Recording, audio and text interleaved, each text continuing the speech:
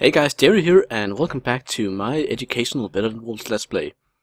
Now, I'm out on a hunting trip at the moment. I have a bunch of meat here, and I've come across something that I've been searching for quite a while, so I wanted to start the recording here. Basically, far in that direction our base is. I've went through a swamp, through a plains, and then to another swamp, and here on the edge of this taiga thingy, snow forest, I found pumpkins, finally. So what we're gonna do is grab all but one of these, I think. If we leave just one, then yeah, at some point, if I do end up losing them all, then at least I will have one that I can return and pick up. So yeah, we finally have something to plant in our big field. So that'll be interesting. Actually, I'll just leave those two. Let's see, is my boat still alive, or did I pick that up? I don't even remember. Did I pick it up? Oh, it's over there. Alright. Anyway, as the sun is setting... Oh, there's even more pumpkins over there. That's brilliant. Let's see, I have 6 of them. That's enough for quite a few plants.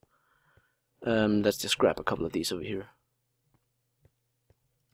Most of the way we can actually sail home, so that's rather safe. Luckily. If I can get my boat through this little... There we go. So yeah, apparently these pumpkins here have spawned in a swamp. I'm not sure I've seen it before. But I'm not complaining. 8, 9, 10. That's 40 seeds. Plenty. Okay. So I'm just quickly going to pause the recording while I'm making my way back, because there's no reason for you guys to just watch a boring sailing trip here. So I'll see you guys in just a second. Okay, our home is with inside. I can't speak anymore. That's too early in this recording for me to not speak. So I had a little run-in with a spider who managed to web me in my boat. So that's why my health has gone down. But luckily I've been able to basically sail all the way back. Other than that, the passages through the swamp aren't, like, they're not the best because of all the what's it called, the lily pads and the vines from the trees hanging down. But at least I was able to make it through. There are a ton of mobs out there, so the night is really dark and full of terrors at the moment. But on the plus side, we have pumpkins, which means that we can start planting them. I also found a couple more hemp seeds, so let's go and throw those in the ground as well. There we go. So if we keep this side here for the hemp, and then we take the pumpkins over to the other side. Now, pumpkins grow a lot slower in Better Than Wolves, so what you really want to do is optimize it so that each plant only has one spot in which it can actually grow a pumpkin. I've seen a lot of people do farms where they kind of do an alternating pattern, or a checkerboard pattern with the stems. And basically every single pumpkin that spawns there occupies 4 stems, causing them to not be able to produce anymore. So I'm not a fan of that design, as you can probably guess. Because, well, when you want to leave something alone, then you want to, and then when you come back to it, you want the maximum output as possible. And having each stem limited to only being able to produce like 1 in 4 stems being able to produce a pumpkin, that does not maximize your capacity. So let's crack up some more of these and just finish these rows.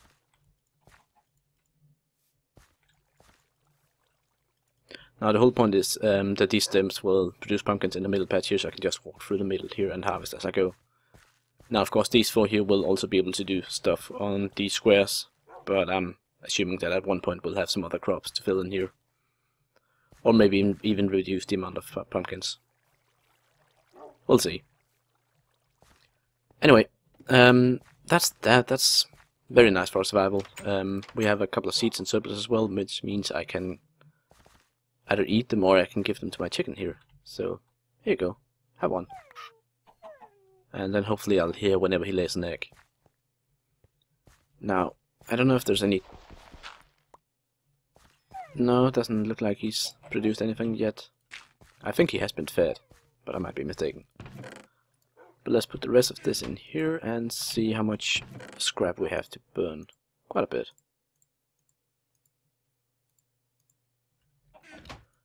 Alright. Let's take those that are not occupied. So... stuff. Just throwing stuff in here now. Let's see how much can we... There we go. And... there we go. Now, as you know, I'm being a bit skimpy with my resources here. I just don't want to waste anything. It might be a bit annoying to look at, but on the other hand, I hope some people at least do appreciate that I try to use the correct amount of fuel. So, today's agenda, other than the pumpkins, we have obsidian. We have 20 bits here. 10 of them will make a portal. That's actually the reason I had an iron nugget on me, because I wanted to make a flint and steel. So let us just quickly go ahead with that. There we go. And then I need to decide somewhere to put my portal. And I also need to make some gates to prevent bad stuff from entering and exiting.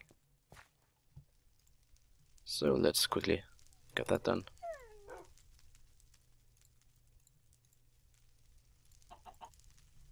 Now, the portal, as most people know, these are noisy buggers.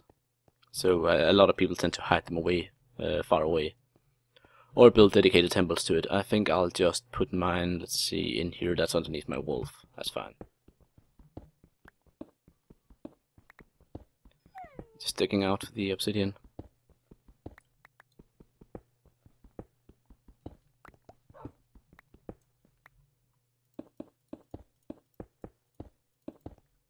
Bam. Alright. Fence gates, fence gates, fence gates. There we go. So this portal here is at least protected from creepers entering it, provided there's enough light in there. There definitely is now. So now, what I need to do now is go into the Nether and get some of the various Nether resources that we have access to. In terms of stuff here, yes, I realized there's been some changes to gold since I actually got the gold I have. But since I have such a small amount, I don't consider it that significant. Basically, you don't get nugget or ingots anymore, you get nuggets when you melt one piece of gold ore. But I have 2 ingots and I'm gonna use them. Tough luck to those who appreciate the hardcore, but I'm not gonna throw away resources. Sorry. Now let's see, I want some of my freshly cooked food here. The reason I put the pork chops back in the chest was that pork chops go well together with poached eggs. For ham and eggs, whereas the steak here will need potatoes in order to improve, and that's quite a far way off. Let's see, I have some leather here. Just cut that up. Alright. Now, as I mentioned, the stuff I want in the Nether, first of all, is some netherrack. I need some netherrack. The reason I need netherrack is that once we have enough iron for a cauldron, we want to make one of those so we can cook our food without using resources. We also need the cauldron to advance further up the tech tree, because a lot of the in-game recipes are tied to the cauldron specifically. So in order to achieve that and have the cauldron actually work, we need to place it over an actual fire, and netherrack is the best for that. Another thing we would like to see in there, of course, is some nether quartz for making clocks and timing devices. And we'd like to get some glowstone. The glowstone will allow us to make light blocks, which is another mod block that has a very specific purpose and a lot of general purposeness as well. Alright, so this is our nether. That's not good. That's a bad start.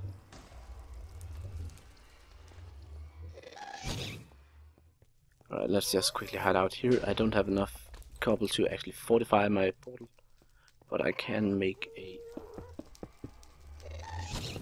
just a small wall.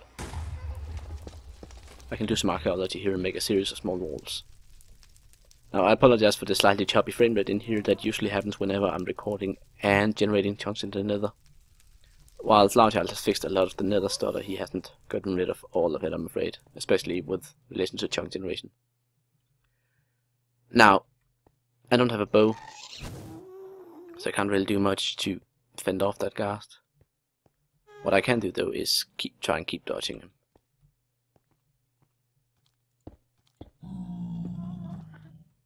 So let's just quickly make a staircase up so we can grab a bit of this, just whatever I can reach. And hopefully it won't fall down into the lava, all of it. There we go. Make a staircase down to this. And that should be most of it. 26 pieces, that's plenty. Each bit of glowstone dust can make one light block. And one light block is enough to help one hemp plant grow, if that's one's desire. There's way too much open space here. I don't like it. Just have to keep dodging about here. Ow. Yeah.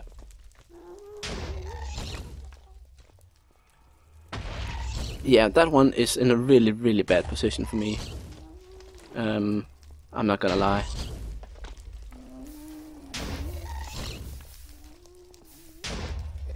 I needed that one there. Oh, come on! Just be gone already.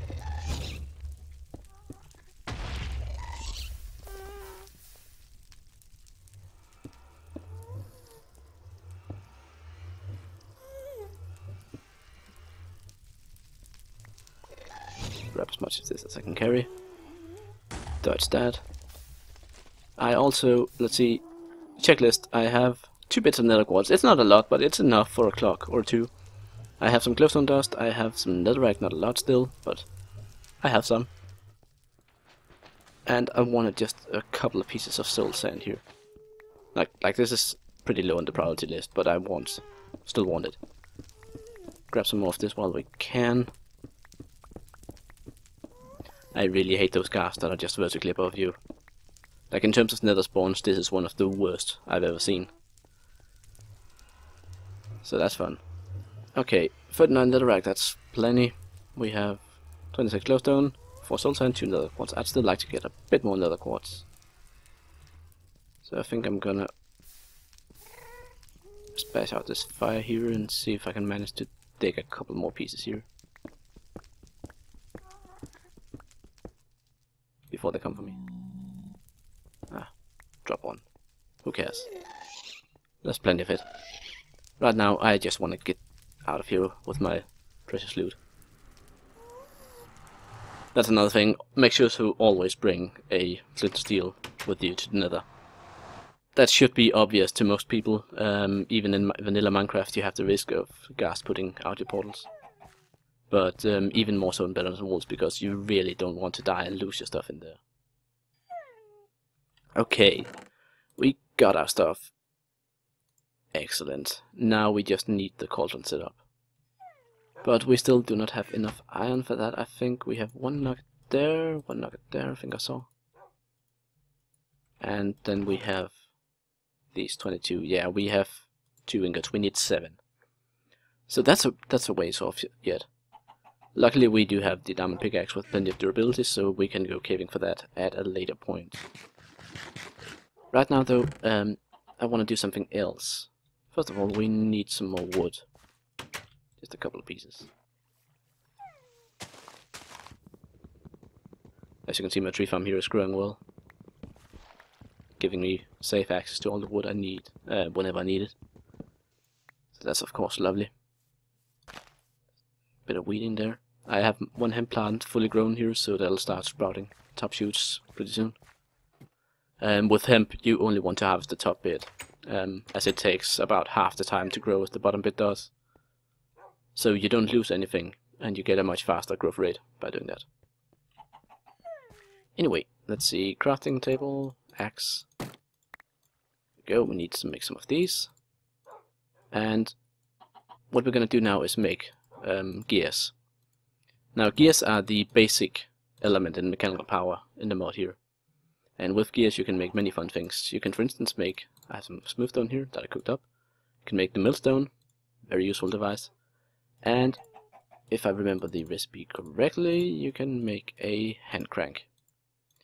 Now these two are quite often associated with each other with good reason, because they kind of fit together like glove and hand and glove, I guess is the expression. Just making room here, and then we'll put them here. Now the millstone, as I've shown it in my changes from vanilla series, it has a bunch of recipes associated with it as well. One of them is of course grinding bones into bone meal, flowers into their respective dyes as well. And it's used for, at a later point, grinding netherrack, tons of netherrack. You also need it to grind up coal for making nether coal and Soulforged steel eventually. So it's one of the most valuable crafting stations. That's not a station as such, but it's a block which does something for you that you can't do otherwise. Later on we'll be able to power it via either a windmill or water wheel, but for now we'll have to settle with the hand crank here, which uses up a lot of food as you start cranking away. In the early game here, you really don't want to crank more than you have to. Like, you need to crank I think 54 pieces of hemp to make your first windmill, and then even more to make axles and gearboxes and such. Not gearboxes as such, but axles at least, to connect the gearboxes. So that of course puts a huge demand on food in the early game, and that's also why you want to set up something with the chickens and pumpkin seeds, or hemp seeds, depending on whichever you happen to have most of. But yeah, I think for now this is going to be an episode. We got a bunch of loot from the Nether, so next episode will be about using that loot to great purpose. We're pretty much starting to delve into the actual old style, better than Wolf's mod stuff now with the millstone. So this is, once you get the millstone and nether axes, you're really kind of advanced from the early game into what I think most people refer to as the middle game, or the middle game. Let's call it middle game. You start having a base, you start having a somewhat reliable food supply, pretty soon at least, with the pumpkins and our chickens. Hopefully we'll start laying a lot more eggs. And you start looking into machines and such in order to make life better for yourself. You kind of reach the point where you're no longer struggling to survive, but rather trying to improve quality of life. And that's where mechanical power, millstones, nether axes very much comes into play. So yeah, remember to like this video if you like it. I always love reading your comments as well, most of them. And yeah, comments, likes, that sort of thing, views is basically what keeps me wanting to do this series, so just put them in. I'm Jerry, and this has been my educational guide to Better Than Wolves. Let's play!